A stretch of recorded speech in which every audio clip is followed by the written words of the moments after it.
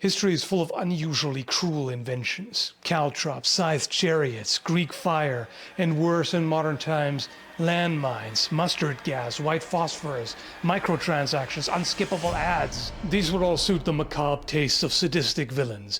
But if you wanted to equip an evil fantasy character with a cruel handheld weapon, what would be the best choice? Obviously, the best choice is whatever the writer or designer feels is right, and hopefully the reader or audience as well. But I want to give you my thoughts on some examples from real-life history. So first off, how do you even define cruel or evil? I mean, armed combat isn't exactly gentle or compassionate. And there is really no nice way of dispatching an enemy, incapacitating them. At least back then. Now you have some other options that are also not exactly nice, like pepper spray and tasers, which are definitely not nice, or tranquilizer guns. There are now ways to take someone down without causing permanent damage and with minimized suffering, shall we say. In the Middle Ages, though, which generally fantasy settings are based on or inspired by, you don't really have so many options. I mean, knock them over the head with a blunt impact weapon. That doesn't quite work that way. You're very likely to cause brain damage. It's difficult even for a good guy to win an armed fight without making the opponent expire or at least experience significant discomfort, shall we say, or lasting injury. Unless they're both heavily armored. And even then, it's not exactly gentle. There are just fewer ways of causing excruciating pain compared to unarmored. Or if the good guy is much more skilled and can pull off a grapple, disarm, subdue. So knowing that armed combat, especially unarmored or lightly armored, is a vicious, nasty, brutal affair that doesn't leave anyone unharmed generally, what would make it particularly cruel? A common design choice to make the villain's weapon look extra mean is to give it serrations. Serrated blades look gnarly, right? They look brutal and intimidating, and the idea is quite often that serrated blades cause more pain, which is plausible. I have cut myself with the serrated part of a knife before, and everybody has cut themselves with a plain edge before, right? So I would agree that yes, the serrated cut felt worse and it took longer to heal. Now, I'm not a surgeon, but I would imagine that stitching up wounds caused by serrated blades is probably more challenging, and I would also guess that there's more potential for infection as opposed to a clean slice. Causing a more painful wound that's more superficial, or cutting someone's arm off. What's more cruel? I feel like that's a little worse. Then again, a serrated blade swung with a lot of force may make more of a mess of the limb to the point where you can't save and have to amputate it anyway, which is probably the worst possible outcome. So there's still something to it. Then there's poison. Coating weapons in toxic substances is not exactly a good guy sort of thing to do, is it? There are some situations which I can imagine it being justifiable. What if you ended up in a duel unjustly? Say you're trying to defend an innocent person, or you're innocent yourself, and you have to prove your innocence in trial by combat. And, the opposition fields their most capable fighter, and you have absolutely no chance. It's an unfair setup, right?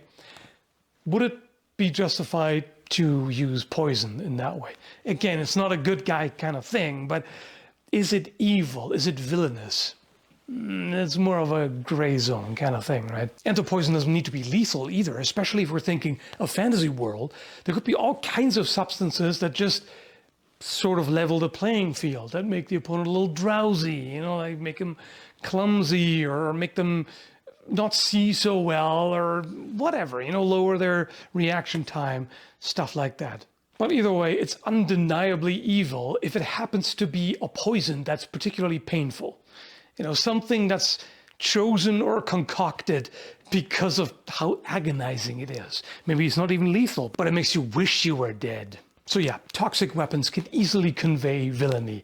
Toxic or cursed or diseased or something like that, inflicting some sort of horrible, lingering effect on someone, right?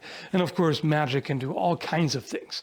The sky is the limit when it comes to imagining horrifying, villainous ways of using magic. Are there any other historical weapons meant to inflict as much pain and suffering as possible?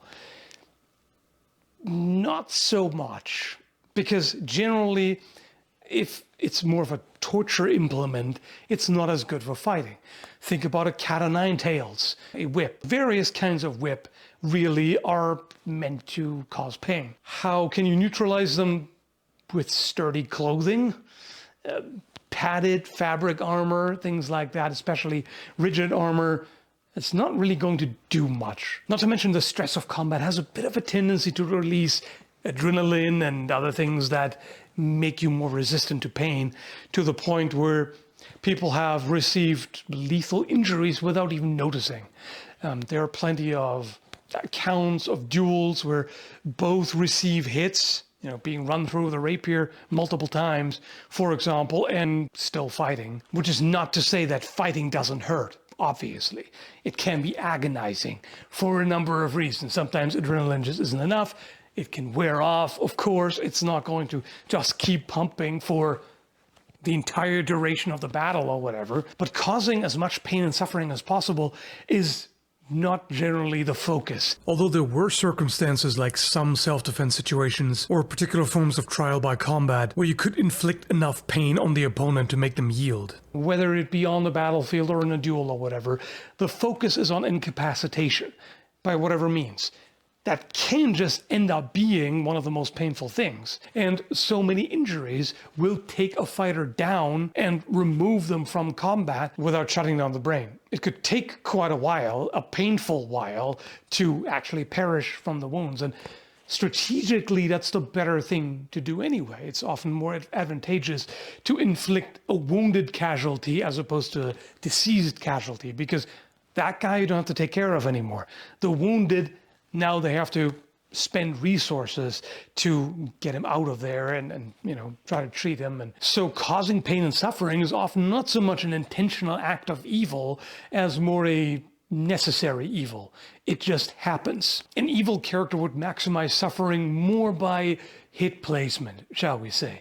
If you think about a small sword or a thin rapier, you could stab someone an awful lot of times before they pass out, right? So this is one of those things that an evil character could do. Why did I pick such an unsavory, nasty, depressing topic just to nerd out about? I don't know, but here we are. Hope you enjoy it. So unless you're playing a super fast rogue who specializes in putting thumb screws on people before they realize, or shoving cacti up their sewage outlets, all weapons are cruel to some degree. There's just no nice way of damaging flesh. But all that being said, if I had to pick the most cruel weapon of history, generally, I think I would go with something like a spiked mace or flail or something like that. And particularly those spiked weapons being used against unarmored opponents or lightly armored.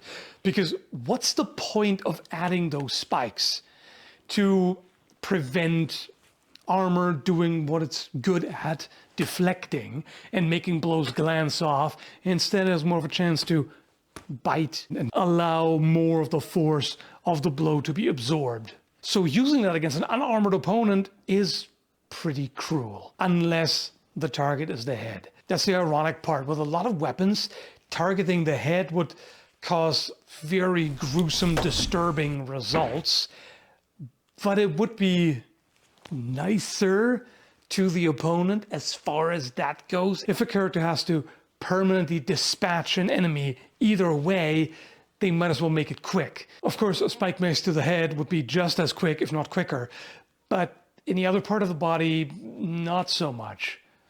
Again, you could debate whether it's better to crush and maim and mangle a body part or cleanly slice it off. I mean, at that point, is one really less cruel than the other?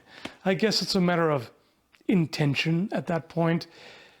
I just feel like it seems more vicious and cruel to lay into someone with one of those who's not wearing armor. You could make an argument in favor of small swords. Why? Because, again, there are ways to prolong the suffering if one of the two is much more skilled than the other. Just a little stab here, a little stab there, a little stab there. You know, death by 1,000 needles, basically. It can be done with cuts as well, so there is that. Even though thrusts were generally highly dangerous and lethal, they weren't a drop dead instantly kind of thing. It would often take a while. Like after someone was stabbed in a duel with either rapier or small sword, it could, if they ended up going into the ground, it might take days to get there. So that's kind of cruel, right? And also, symbol of aristocracy, you know, living in absolutely excessive luxury while commoners are starving is pretty evil in and of itself. So overall, I think it's not so much in the design, because as I said, weapons are somewhat cruel by default, unless we're talking particularly vile things like the ones I've mentioned in the beginning, which are not handheld. I mean, I mentioned caltrops, which cannot compete at all with Greek fire or scythed chariots. There's still something particularly devious about it, isn't there? You can easily imagine a paladin with a spiked mace fighting demons, right? It's not cruel in that case, or maybe cruel toward demons, but there's at least implied righteousness in it. But that's always the problem, isn't it? Each side always thinks they're the righteous ones. That's how you go to war, after all. You're facing the evil villains and you're always the righteous ones, no matter what you do, even if you end up torturing them. Anyway, let me know what you think. Thanks for watching, and don't be a disgusting sadist.